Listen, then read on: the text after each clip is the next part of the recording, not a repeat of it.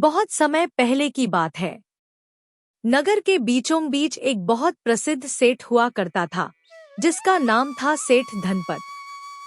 सेठ का व्यापार इतना बड़ा था कि लोग दूर दराज के गांवों से भी उसकी दुकान पर सामान खरीदने आते थे। उसकी दुकान पर हर जरूरत का सामान मिलता था, नमक, चावल, गुड़, दालें और भी बहुत कुछ।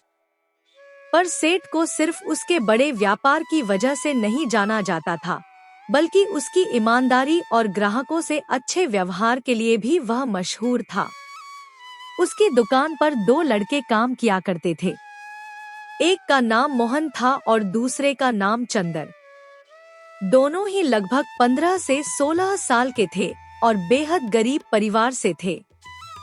दोनों के पिता इस दुनिया में नहीं थे और घर का खर्च चलाने की जिम्मेदारी उनकी माँ के कंधों पर थी। उनके घर की हालत इतनी खराब थी कि कई बार खाने के भी लाले पड़ जाते थे। सेठ धनपत को जब उनकी हालत का पता चला, तो उसने उन्हें अपनी दुकान पर काम दे दिया। मोहन और चंदर दिन रात मेहनत करते थे। जो भी मजदूरी मिलती, उसे अपनी माँ को देकर आते थे। उनकी यह निष्ठा और ईमानदारी सेठ को बहुत भाती थी। सेठ का व्यवहार भी उनके साथ एक अभिभावक की तरह था।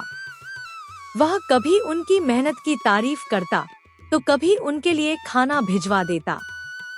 धीरे धीरे दोनों लड़कों ने भी सेठ की दुकान और उसके व्यापार को समझना शुरू कर दिया था। मोहन स्वभाव से थोड़ा गंभीर और समझदार था। उसे हर बात पर सोचने और सही निर्णय लेने की आदत थी। वहीं चंदर थोड़ी हंसी मजाक करने वाला और अल्हड़ था, लेकिन काम में उतना ही तेज। मोहन की यही गंभीरता और समझदारी सेठ को बहुत पसंद थी। वह अक्सर मोहन से व्यापार के छोटे छोटे फैसलों में सलाह ले लिया करता था। एक दिन की बात है। वह गर्मियों का मौसम था और दोपहर का समय। सूरज आग उगल रहा था और बाजार में सन्नाटा पसरा हुआ था। दुकानदार अपनी दुकानों में बैठे सुस्त रहे थे और ग्राहक दूर दूर तक नजर नहीं आ रहे थे।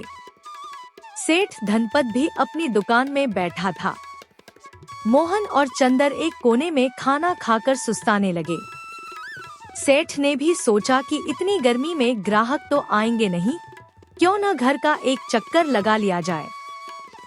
उसने अपनी गले में रखी थैली को उतारा, जिसमें कुछ सोने की अशर्फियां थी।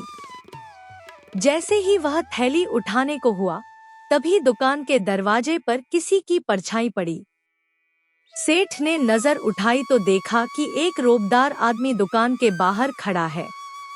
उस आदमी का व्यक्तित्व ऐसा था कि कोई भी उसे देखते ही प्रभावित हो जाए।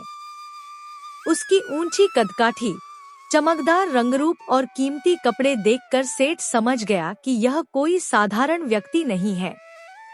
उसकी पगड़ी पर एक बड़ी सी मोती जड़ी हुई थी और कमर पर बंधा हुआ रेशमी अंगोछा उसके रुतबे को और बढ़ा रहा था। सेठ ने तुरंत थैली को वापस गले में लटका लिया और अपनी जगह पर बैठ गया। वह व्यक्ति धीरे धीरे दुकान के भीतर आया।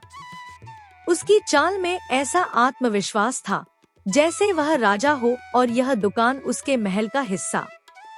मोहन और चंदर भी उस आदमी को देखकर चौंक गए।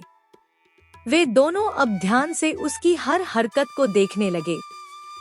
दुकान के अंदर आने के बाद उस आदमी ने चारों ओर नजर दौड़ाई, जैसे वह हर चीज का जायजा ले रहा हो।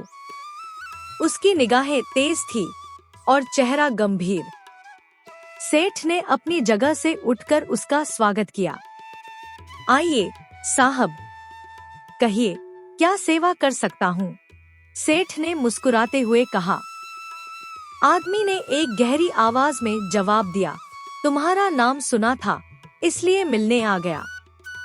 सुना है कि तुम ईमानदारी से व्यापार करते हो और तुम्हारे पास हर तरह का अच्छा सामान मिलता है। सेठ ने विनम्रता से सिर झुकाया।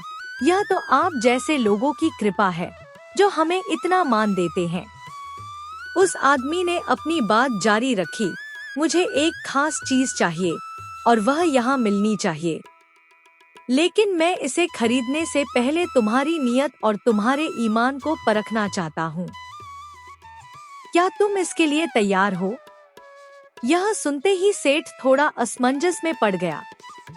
आखिर यह व्यक्ति कौन है और उसकी बात का मतलब क्या है?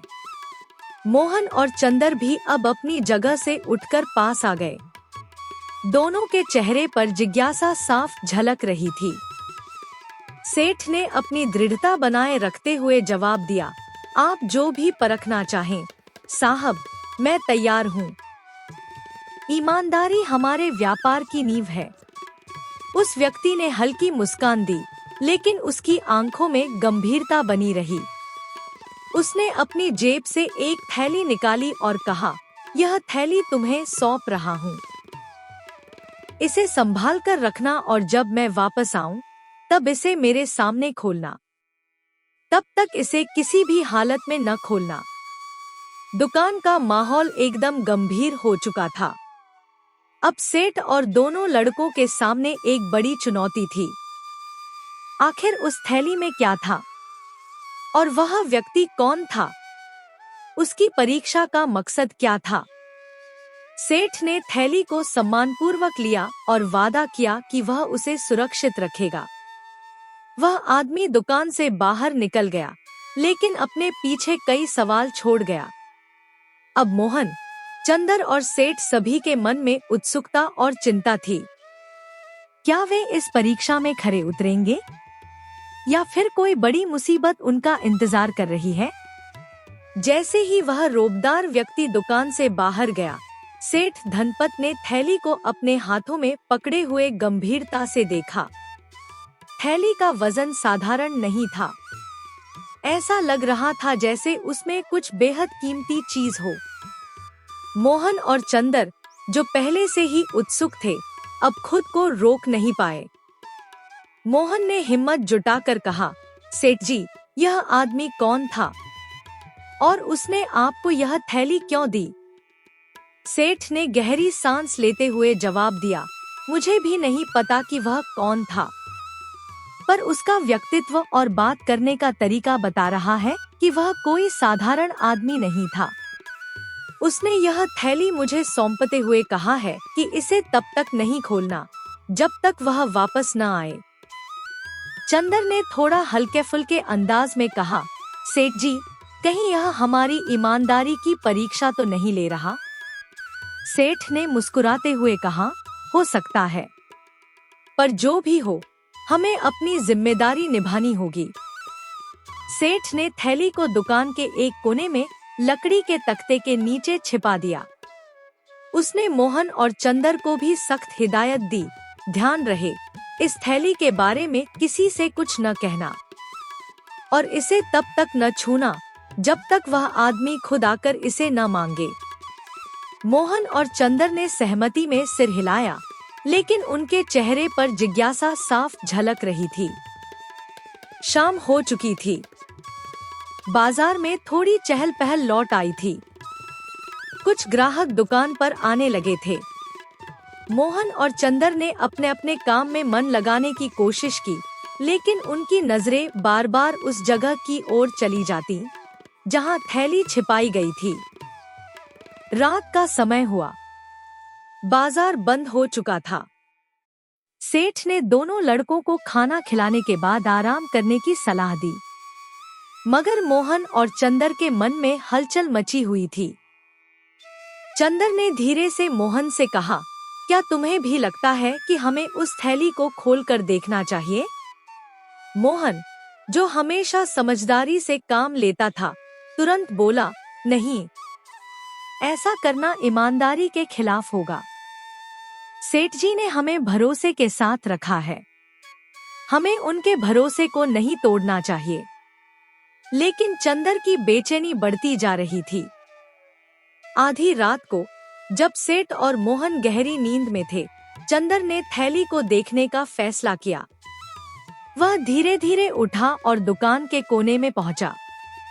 उसने थैली को निकाला और खोलने की कोशिश की।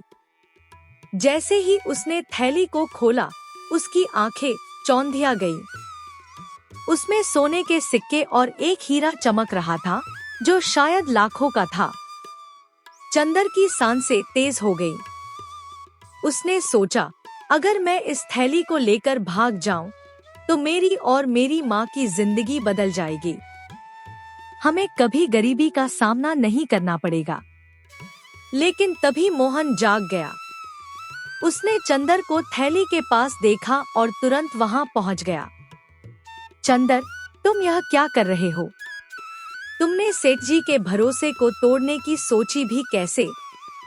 चंदर घबराते हुए बोला, मोहन, यह हमारी गरीबी खत्म कर सकती है।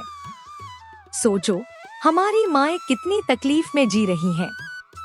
मोहन ने सख्त आवाज में कहा, चंदर, यह सही रास्ता नहीं है। अगर हम यह चोरी करते हैं तो हमारी आत्मा हमें कभी माफ नहीं करेगी। ईमानदारी से जीना ही असली अमीरी है। चलो, इसे वापस रख देते हैं। चंदर ने मोहन की बात सुनी।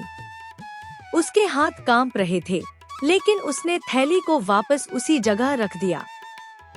सुबह होते ही सेठ दुकान पर आया। उसने देखा कि मोहन और चंदर दोनों शांत थे। तभी वह रहस्यमय व्यक्ति भी वापस आ गया। उसने सेठ से कहा, क्या आपने थैली को सुरक्षित रखा? सेठ ने जवाब दिया, हाँ, जैसा आपने कहा था, मैंने थैली को हाथ भी नहीं लगाया।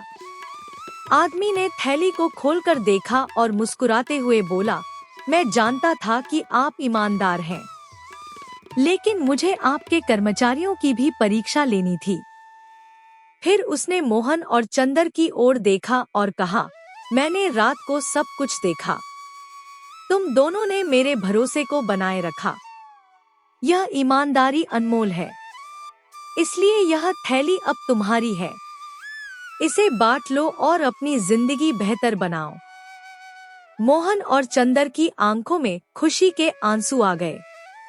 उन्होंने थैली को स्वीकार किया, लेकिन साथ ही यह भी वादा किया कि वे इसे सही तरीके से इस्तेमाल करेंगे।